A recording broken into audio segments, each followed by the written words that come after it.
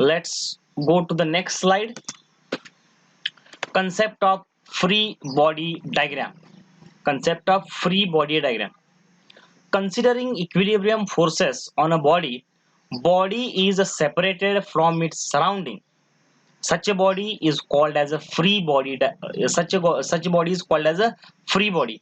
म्हणजे काय बघा, फ्री बॉडी डायग्राम ही जी कन्सेप्ट आहे ती फार महत्वाची आहे, कारण सगळेच्या सगळे प्रॉब्लेम जे आहेत आपल्याला ते सॉल्व्ह करायचे आहेत ते फ्री बॉडी डायग्रामनं सॉल्व्ह करायचे आहेत. What is the free body? कुठलीही बॉडी जर आपण घेतली आणि त्या बॉडीला आपण तिच्या सराउंडिंग पासून सेपरेट केलं तर त्या बॉडीला आपण काय म्हणतोय? Free body. फॉर एक्झाम्पल मी तुम्हाला सांगतोय की इथं बघा काय आहे, इथं काहीतरी ही रूफ आहे किंवा याला सिलिंग असं म्हणूया. ही सिलिंग आहे आणि या सिलिंगला समजा आपण असा बल्ब अडकवलेला आहे, असा एक आपण कुठला तरी ऑब्जेक्ट अडकवला. ओके, आता सिलिंगचं सराउंडिंग काय झालं तर हे सगळं झालं सिलिंगचं सराउंडिंग, बरोबर आहे. आता फ्री बॉडी म्हणजे काय बघा, फ्री बॉडी म्हणजे काय, ही जी बॉडी आपल्याला दिसायला लागली ही जी बॉडी आहे, ही बॉडी ज्यावेळी मी सेपरेट काढतोय अशा पद्धतीनं, ही जर बॉडी मी सेपरेट काढली त्याच्या सराउंडिंग पासून तर त्याला काय म्हणायचं? Free body. आता दुसरी स्टेप तुम्हाला सांगतोय, आता ह्या फ्री बॉडीवरती कुठले कुठले फोर्स ऍक्ट व्हायला लागलेत. आता इथं बघा, ह्या बॉडीवरती पहिला फोर्स ऍक्ट होतो तो कुठला, मी ड्रॉ केला तो कुठला आहे, डब्ल्यू नावाचा force. What is the W? W is a self weight of that body, बरोबर आहे. त्याच्यानंतर इथं बघा टेन्शन एक ऍक्ट होते टुवर्ड्स द सिलिंग. हे बघा टेन्शन इकडं ऍक्ट व्हायला लागले टुवर्ड्स द सिलिंग, त्याला आपण टी नाव देऊया. एवढे दोनच फोर्स आहेत का? तर दोनच फोर्स आहेत. मग ज्या फ्री बॉडी डायग्राम वरती आपण फोर्स पण कन्सिडर करतोय त्या बॉडीला काय म्हणायचं? Free body diagram. क्लिअर आहे का बघा कन्सेप्ट? फ्री बॉडी म्हणजे काय, अशी जर बॉडी असेल आणि बॉडीला आपल्याला एक काहीतरी त्याचे आपल्याला वेगवेगळे ऑब्झर्वेशन घ्यायचे असतील बॉडीचे, तर त्या बॉडीला आपण काय करतोय, बॉडीला त्या सराउंडिंग पासून सेपरेट करतोय, त्याला आपण फ्री बॉडी असं म्हणायचं. आणि त्या फ्री बॉडीवरती कुठले कुठले फोर्स ऍक्ट व्हायला लागलेत ज्यावेळी आपण ते डायग्राम वरती ड्रॉ करतोय तर त्याला काय म्हणायचं? Free body diagram. ओके, लक्षात असं आलं असेल तुमच्या. नेक्स्ट वन,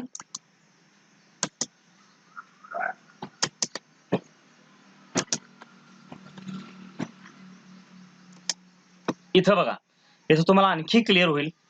इथं एक सायकल चालवणारा मुलगा आहे, तो काय करतोय, एका इन्क्लाइन्ड प्लेन वरती तो सायकल चालवायला लागलाय.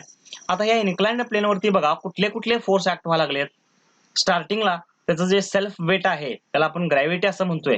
ग्रॅव्हिटी बघा इथं ऍक्ट व्हायला लागल्या, ग्रॅव्हिटी, बरोबर. त्याच्यानंतर इथं बघा force of gravity perpendicular to the surface. आता हे सेल्फ वेट आहे ते असं ड्रॉ होणार आहे आणि हा जो पार्ट आहे परपेंडिक्युलर टू द सरफेस त्याला आपण फोर्स ऑफ ग्रॅव्हिटी असं म्हणूया, तो एक असा ड्रॉ होतोय, बरोबर आहे. त्याचे ते कंपोनंट आहेत. त्याच्यानंतर बघा ज्यावेळी सायकल इन्क्लाइन्ड प्लेन वरती जाणार आहे त्यावेळी फ्रिक्शनल फोर्स ऑब्व्हियसली त्याच्या अपोजिट डायरेक्शनला म्हणजे ह्या डायरेक्शनला येणार आहे, बरोबर आहे. अप्लाइड फोर्स, आपण फोर्स कुठल्या डायरेक्शनला जाण्यासाठी लावतोय तर वरच्या डायरेक्शनला जाण्यासाठी लावतोय. हे सगळेच्या सगळे फोर्सेस आहेत, हे सगळेच्या सगळे आहे, याला फ्री बॉडी, ही जी बॉडी आहे याला आपण फ्री बॉडी म्हणतोय. आता बघा ही जर मी बॉडी, हा जर डॉट आहे, हा जो डॉट म्हणजे हा सायकल आणि हा जर मुलगा मी धरला आणि या डॉट वरती कुठले कुठले फोर्स ऍक्ट व्हायला लागलेत बघा. स्टार्टिंगचा जो अप्लाइड फोर्स इकडे ह्या डायरेक्शनला ऍक्ट होतोय, त्याच्यानंतर फ्रिक्शन फोर्स असा ऍक्ट होतोय, म्हणजे हा जो फ्रिक्शन फोर्स आहे हा तो ह्या डायरेक्शनला ऍक्ट होतोय. त्याच्यानंतर नॉर्मल फोर्स असा ऍक्ट होतोय, हा झाला नॉर्मल फोर्स. त्याच्यानंतर त्याचं बॉडी जे आहे, बॉडीचं वेट जे आहे ते ह्या डायरेक्शनला ऍक्ट करते. म्हणजे ही जी डायग्राम आपल्याला दिसायला लागलेली आहे त्या डायग्रामला आपण काय म्हणतोय तर याला फ्री बॉडी डायग्राम असं म्हणतोय. काय म्हणतोय?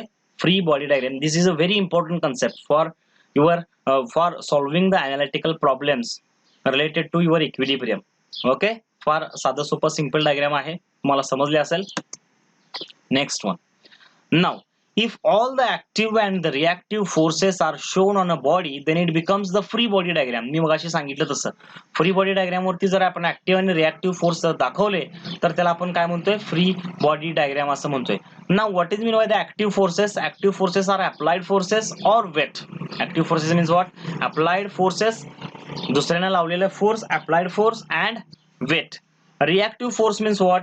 Reaction from the floor all the wall. आता याच्यामध्ये बघा ऍक्टिव्ह फोर्सेस कुठले कुठले झाले, याच्यामध्ये हा जो एफजी जो आहे, एफजी त्या बॉडीचं सेल्फ वेट हा झाला ऍक्टिव्ह फोर्स.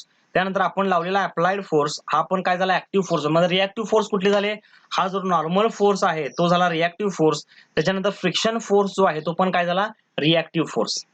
ओके, ऍक्टिव्ह आणि रिएक्टिव्ह फोर्स मधला डिफरन्स तुम्हाला समजला असेल. Now next concept.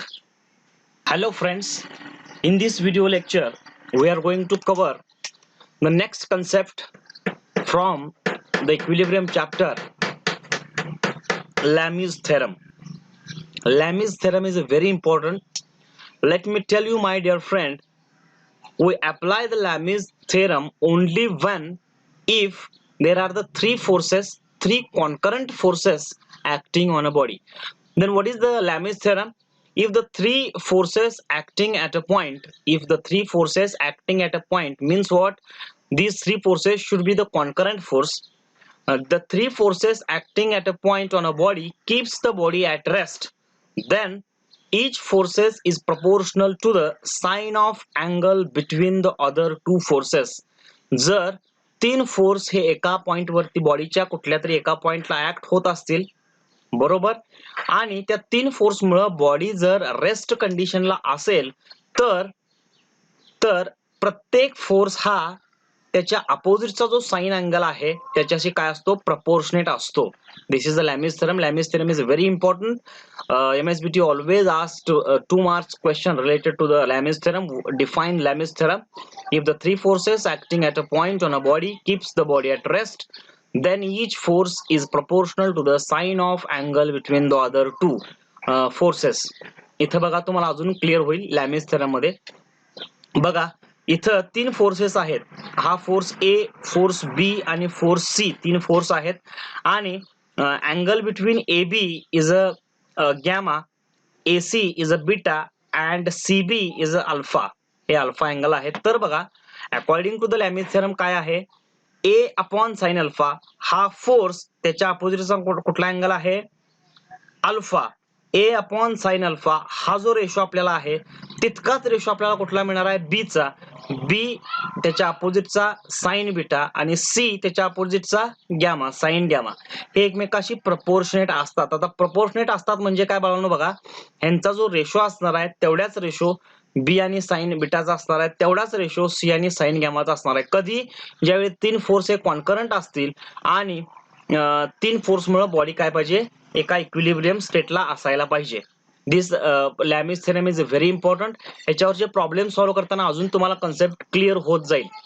बघा बाळांनो, what are the limitations of Lami's theorem. Lami's theorem आपण प्रत्येक ठिकाणी वापरू शकत नाही. लिमिटेशन्स काय आहेत बघा लॅमिस थेरमचे. There should be the three forces. Lami's theorem मध्ये तीन फोर्सेस पाहिजेत. These forces should be concurrent. जर फोर्स कॉन्करंट असतील तरच आपण लॅमिस थेरम वापरू शकतो, अदरवाईज आपण वापरू शकत नाही. त्याच्यानंतर these forces should keep the body in equilibrium. या तीन फोर्स मुळे बॉडी इक्विलिब्रियम स्टेटला जायला पाहिजे. These are the limitations of Lami's theorem. आता लॅमिस थेरमचे जे प्रॉब्लेम आहेत ते आपण नेक्स्ट व्हिडिओ मध्ये बघूयात. Okay, thank you very much.